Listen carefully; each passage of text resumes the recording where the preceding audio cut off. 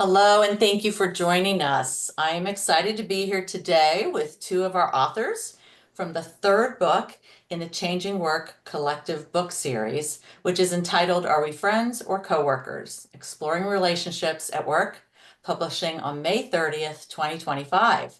A warm welcome to our authors, Anna Oakes and Nicole Ennin.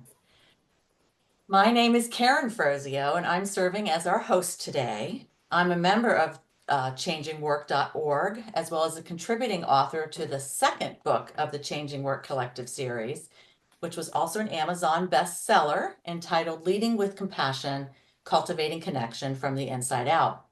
And you can find our books on bookshop.org or Amazon. And for anyone listening who might be unfamiliar with the Changing Work Collective, we are an online community of individuals who are committed to conscious business practices and changing work from the inside out. I live in Atlantic Beach, Florida, and I'm the founder of Revive Joy, where I have the pleasure of working with individuals and organizations to ensure that everyone, from individual contributors to team members to executive leaders, have the tools that they need to thrive personally and professionally without burning out while supporting the corporate mission. And with over 3 decades of experience in senior leadership across corporate America, I've really come to realize that the heartbeat of any workplace is relationships.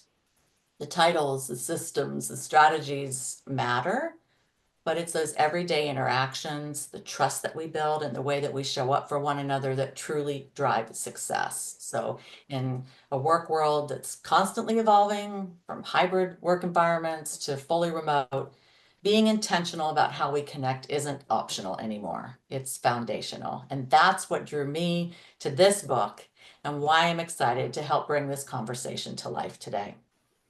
So today we'll be discussing book number 3 from the collective with 2 of the 24 contributing authors. Nicole Ennin, whose chapter number 13 is entitled A Mystery Solved. That doesn't want to make you learn more. What does, right? And Anna Oakes, who wrote chapter number 16 entitled 4 Questions to Turn Coworkers into Collaborators. And I look forward to hearing more from these 2 authors. So thank you both for being here today. And let's start with some introductions. Nicole, let's start with you. Can you tell us a little bit about yourself and what inspired you to contribute to a chapter to this book? Yeah, thank you so much. It's great to be here. So my name's Nicole Ennin. I'm the founder of Org Empathy Consulting, and I work with businesses to deliver experiential workshops and programs to help them develop their leaders, build interpersonal skills in employees, and really create positive team cultures where everybody thrives. And I'd always been interested in group dynamics. Like even growing up, I would often ask myself, why do I click with certain people and not with others? What are, even high school, right? Cliques and stuff like that fascinated me even when I was in it. And so I ended up going into psychology and sociology and actually went and did my master's in industrial organizational psychology because I really wanted to see how do we apply this to the workplace? How do people work together? How can we get people working together effectively, understanding themselves better, understanding each other better? And so I did my master's thesis on building trust in teams. And so this has been a topic that's been really top of mind for me my whole career. And so I'm really excited to kind of dive into that today and talk a little bit more about my chapter and the mystery that we're solving about how do we build trust in the workplace. Yeah, it can definitely be a mystery to us on any given day and any given time. So I love that title. Nicole, how about you and your a little bit about yourself and what inspired you to write your chapter in Are We Friends or Coworkers, Anna? Sure, sure. So Anna Oakes, I'm the founder of Oakes Co. I've been out on my own for 9 years, building intrapreneurs and the cultures that will help them flourish. So I really do roll up my sleeves and get next to my clients and figure out how we can create collaborators out of their employees and how we can really maximize our impact. And I think that's like a two-for thing because it's good for the business, but it's also good for us individually to be giving our most engaged, strength-based selves. So I've been doing that, and I've been in this industry for over 20 years, coaching leaders, coaching organizations. And really, one of the things that compelled me, Karen, was I always see individuals struggle with clarity, not just of self, but of other people. And I think we need that self-awareness in order to build that other awareness. But even when you get there, it's still really hard to click with individuals and figure out how we're supposed to all of a sudden just make work happen. So I wanted to give some guidance to them with 4 questions that I've been using for years that really have helped me and my clients move forward. Wonderful, thank you. I'm going to go back to Nicole just to start to delve a little bit more into the chapter. And of course, we're not going to give away all the good stuff today, but we are going to whet the appetite for this wonderful book. Nicole, in your chapter, you share about the importance, that positive impact of team members genuinely caring about each other. Can you tell us a little bit more about that? Yeah. So in my chapter, one of the main cruxes is I compare workplaces where I felt like myself personally could be open, honest, felt like I could show up more as myself, that I could actually build really strong relationships with folks. And those that I felt like I couldn't, right? When I didn't necessarily feel comfortable being able to share more about my personal life, I kind of kept work at work. There really wasn't any discussion of, being friends outside of work and different things like that, and really looking at the dynamics of the environment, the behaviors of the leaders, how the processes were set up, right, and how those all impacted our ability to work well together or not. And so a lot of the different components there related to leadership behaviors, leadership practices, whether they were being open and honest with us, really permeated some of that culture. But in the end, what I ended up finding, and the research supports this as well, is that those organizations where we had a better team culture and we felt like we were open and trusting with each other and we cared about one another, we checked in with each other, we were there for one another. If we had challenges that arose, we were way more productive. It wasn't just a nice fluffy thing to have, right? It was we met all of our objectives, we met our goals, normally succeeding them. And it not only was impactful for us as a team, but most of us were promoted, rather quickly as well. Like it was both helpful for the organization and for us as individuals. Whereas the company where that wasn't the case, we floundered. And that company actually is no longer in existence. The one that I use as an example in the book, it just, the lack of being able to have that culture where we could communicate effectively, collaborate, right? It eventually led to the closure just because we weren't able to get things done. Work gets done through people, by people. And so the more that we can build those connections and relationships and understand each other better, the more effective we're going to be overall and the better the company is going to do. It's so nice to get to that win-win. And so simply Yeah. by encouraging that authenticity where people can show up more fully as themselves and then naturally deepening relationships, sometimes that will lead to friendships, but at the very least, it's going to lead to a more human supportive work dynamic. So yeah, that's nice. You also mentioned that having a shared level of understanding helps team members navigate interpersonal differences and difficult conversations. Yeah, I think one of the main areas that we found in a lot of the team-based research is setting expectations is very, very important at the beginning. And so expectations around what are my roles and responsibilities compared to everybody else's roles and responsibilities. How do I, as a team member, fit into the bigger picture? Like, how do my strengths contribute to the team? How can I collaborate then with other people and leverage their strengths to get things done? What are our objectives, right? What is our strategy? Or do we have a common vision? Are we all going on the same path towards a common purpose and vision? Or are we all kind of just like wandering in the woods without direction, right? So there are many other things around setting expectations, but those are some of the main ones that are really important for us to understand each other and understand the environment. And that is something that leaders in particular can really help set and drive with their teams and have a really big impact in setting the stage for this effective environment, so everybody has the same understanding of this is why we're here, and also these are the norms, and this is how we want to work together and how we're gonna work together to be effective. Yeah.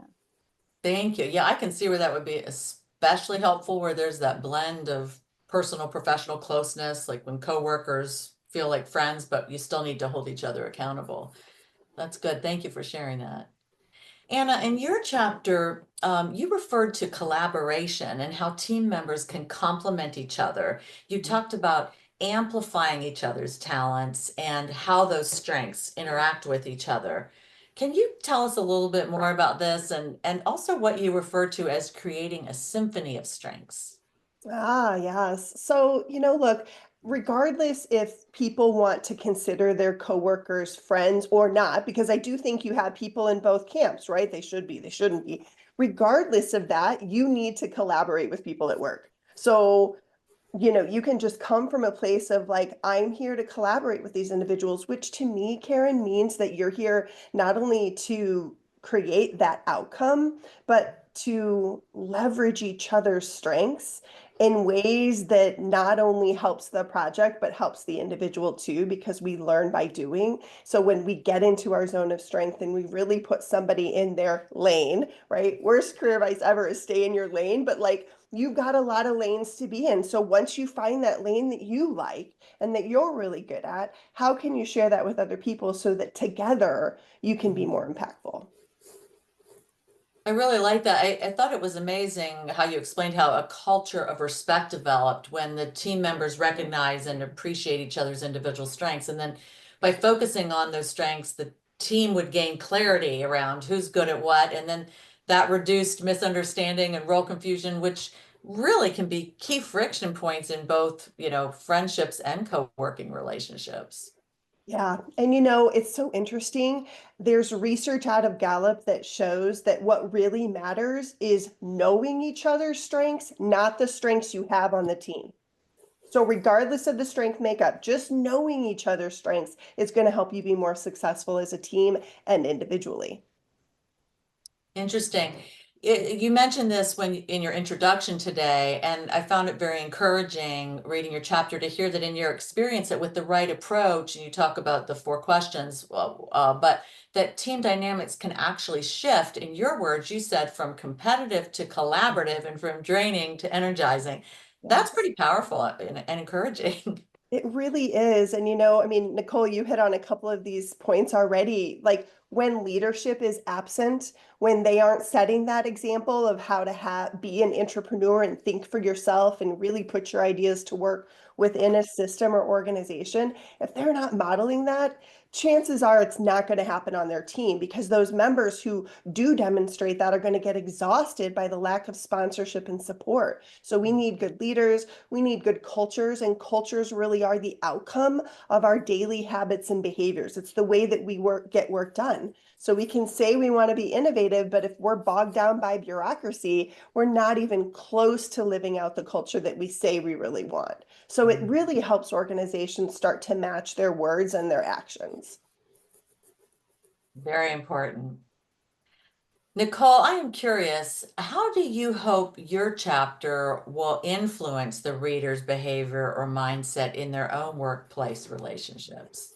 Yeah, I'm actually going to pull from the conversation that you all were having. I think going back to the day-to-day basis behaviors, I think that those are so important. And so making sure that we are setting up our workplace in a way where we are able to have these conversations, right? We're able to understand one another better. We're able to understand each other's strengths, also our communication styles, our preferences.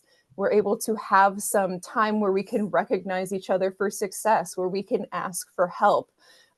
In my chapter, I talk about these big offsite experiences that I've had at multiple companies where it's kind of like the shiny veneer, right? Like, oh, let's all get together and go to like a fancy retreat or a really expensive dinner, and like that's going to show our recognition, and that's nice, but it's kind of like an icing on the cake. And if you if you don't actually have the cake, it's just, it's like a fake cake, right? Like icing on a cardboard box. Like what good is that really? And so it's really important for us we build that foundation with these day-to-day behaviors. So just checking in with each other. I find that doing different types of practices, like when people join, signing onboarding buddies, having somebody besides their manager that's there to just help them answer their questions, right?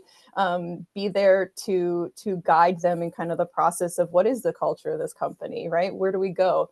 Making sure that folks have that time to meet one-on-one with each other and just get to know each other. Like, hey, what do you do on the team? What are your goals for like the next quarter? How do you want to collaborate with me? How can we collaborate well with each other? And having those conversations as soon as possible. And like Anna said, we can grow though if we could change that culture. If you're not doing it now, the best time to start was yesterday, but the next best time is like right now, right? We can start putting some of these behaviors, and it really is driven by the leaders, right? Leaders showing these behaviors and then setting up the structure of the teams and the processes of the team so that some of these things are in team meetings. We can do recognition. We can ask for help in team meetings.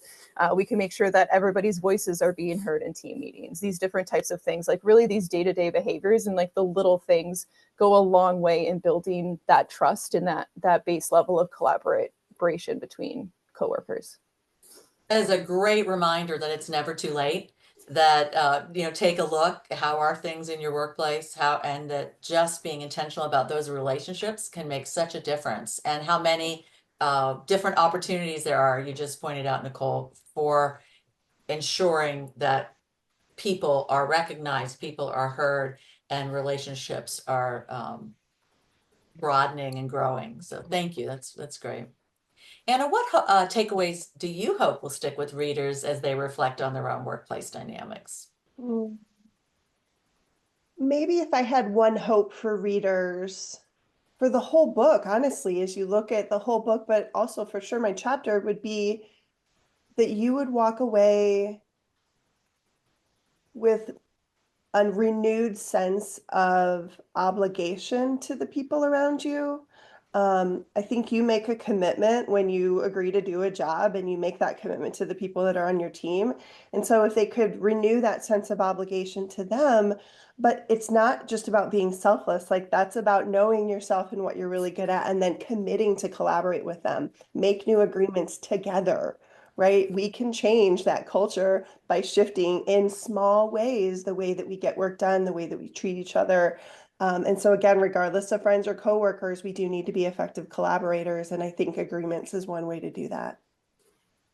Thank you. It was really interesting to me to see how both of your chapters emphasize the importance of connections and trust and collaboration, and to move beyond labels into into deeper, more productive dynamics. It was really great. I am curious to ask this question to both of you. Why do you think that this book topic resonates now? What is it about today's work culture that makes the question of friends or coworkers so timely? Yeah, I'll have to give a little credit to the pandemic, right? I think that shifted things. We got to see in each other's homes and we got to humanize each other. And that's a benefit that I don't want us to lose because I really think that helped. That humanity really helps in that productivity and that level of engagement and satisfaction that you have with your career. If you're going to do it and you're going to spend 90,000 hours in your lifetime working, you might as well make it count. How about you, Nicole? Yeah, I totally agree with that, and I think we're also in a really interesting time where there's a lot of complexity happening in the world, right? And companies are kind of taking different approaches, and so some of them are like cutting costs, and they're doing some things that I think are actually degrading the ability for people to build relationships and collaborative trust within the organization. And then some companies are doubling down and really making sure that they do have a good supportive culture and that their leaders are being open and honest with their employees. And so I do think that we will see, and research shows that the latter companies are going to be a lot more successful in the long run in the next 5 to 10 years. So I think it's the more that we can put forward this message that this is actually about the bottom line. These relationships, again, work gets done through people, by people. No matter how much AI we put in the workplace, we still have people behind it somewhere, right? And so the more we can focus on this and keep pushing that this matters and this actually will affect your long-term strategy for your business, I think that that's really top of mind for me right now with everything that's going on. Thank you. Thank you both for that. Is there anything as you were reading each other's chapter, since you were going to be on the panel discussion together, anything that really resonated with either of you about the other one's chapter? Honestly, I thought Nicole's was such a good look at like the good and the bad of what can happen in any situation and how much culture really impacts that. So I encourage you to read her chapter. I think too many of us have probably had similar experiences. Like I've had a lot of jobs as an entrepreneur and an entrepreneur, and I've had like one really big high performing team in all of those jobs that I've had. That's sad. That's Mhm. sad. And we have tools and we have mindsets and we have behaviors that can help us improve it. So I think it takes stories like Nicole's to really bring that to light. Thanks for sharing that, Anna. Yeah, thank you. Yeah, it's over my like 12, 14-year career, that was really, there is like one team really that was like the most effective, and we were the most effective because of that. And yeah, digging into your chapter, I loved the 4 questions. I thought that they were so powerful, to be able to get people to understand each other. And I think what you said earlier too, like the crux of your chapter is just understanding each other's strengths and having that base level of understanding. And it doesn't necessarily matter what our strengths are, but once we know them, we can do something with them and we can collaborate with each other so much better when we have that shared sense of understanding and breaking down some of those barriers. And so I think that the questions that you're asking are just such a powerful way and things that teams can really use to start getting to that place where they are able to collaborate and work better with each other. So I think you gave a lot of really awesome tips for folks that they can implement like tomorrow, which definitely should dig in and read your chapter for those. Nope, I think you're on mute there, Anna. Yes, Yeah. I was saying thank you, Nicole. 4 simple questions, but they can be so powerful. Mm-hmm. Well, I'm curious from a writing perspective, what each of your experiences were in writing your chapter, and what was the biggest learning that you had take away from this experience? Go ahead, Nicole. Sure. Yeah. It was an amazing experience to collaborate with each other on this book. I learned a lot from the other authors, and it's just so great to hear. It's a broad topic, right? Relationships at work and how do we build them and sustain them. And it's just really, really amazing to see all the different perspectives and all of the different ideas and tips. Like there's so many nuggets of wisdom in here. And it'll be tools for your toolbox. Not every single thing will work in every single situation, but there's definitely something in this book that will probably work for your situation, right? Because everybody has such a broad perspective, and there's so many different perspectives in there. And I would say one of the biggest learnings for me is just the power of storytelling, right? So I'm used to writing academic papers, research articles, blog posts, all those different types of things with citations and all that. But the power of a story and the power of a narrative to get across kind of some of our messages, and just seeing how other authors of chapters have developed through this, and the power of those stories and how they really resonated, when we're telling them in this kind of storytelling format. So that was something that I'm taking away for sure and going to apply to my future. Yeah. Yeah. And Wonderful. I wrote on book 1 on leading self-awareness. And now I'm on here. I am on book 3. And I think it was easier for me the second time because the first time I was so nervous and I was like, I don't want to mess this up for anyone else, right? This is a collaborative book. And then I also think you can look at at book 3 is a case study. Like we wrote on the chapter of, or on the topic of collaboration while we were all collaborating with each other, while we were trying to make this cohesive storyline that really could give people, like Nicole said, the tools that they need to be successful.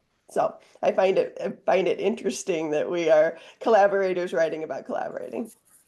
Yeah, collective work does a great job of facilitating the writing process and making it fun, engaging, and relatively easy. Yes, completely. I'm glad it was a great experience for you both. Nicole, before we wrap up, where can those listening find you if they wanted to follow or reach out to you? Sure. Yeah. So my website is www.organizationalempathy.com for my org empathy consulting business. And I also post a lot on LinkedIn. So if you just find me, Nicole Ennen, last name Ennen on LinkedIn, I post quite a bit on there and share a bunch of research articles, stories, all of those different types of things. So would love to engage with all of you listeners on that platform. Wonderful. Anna, how about you? Yeah, LinkedIn or my website are best. So you can Google Anna Oakes, it's spelled Oakes, and you'll find me, you'll find my website, you'll find me on LinkedIn. I'm not posting as often as I used to on there, right? I think my relationship with social media waxes and wanes, but I still do check in, and I think it's a great tool for communication and sharing. Well, thank you both for sharing your valuable insights today and for your powerful contributions to Book 3, Are We Friends or Coworkers? Exploring Relationships at Work, published May 30th, 2025. Your chapters really do provide some key takeaways, I think, for us all to consider as we think less about whether we're friends or coworkers and more about how we work together. Those things that you talked about with trust and appreciation and clarity around each other's strengths to complement each other and collaborate for that greater good. So for those listening, if you enjoyed this conversation, we invite you to also explore our first 2 best-selling books, Leading with Self-Awareness, Starting from the Inside Out, and Leading with Compassion, Cultivating Connection from the Inside Out, available now on bookshop.org and Amazon. And if this conversation sparks something meaningful for you, please consider sharing it with your network or your community. And if you'd like to connect with others on the journey to create more conscious, human-centered workplaces, we do invite you to learn more about our growing community at changingwork.org. So thank you for being part of the movement to change work from the inside out, and have a wonderful day. And Anna and Nicole, thank you both for joining us. Thank you, Karen. Thank you.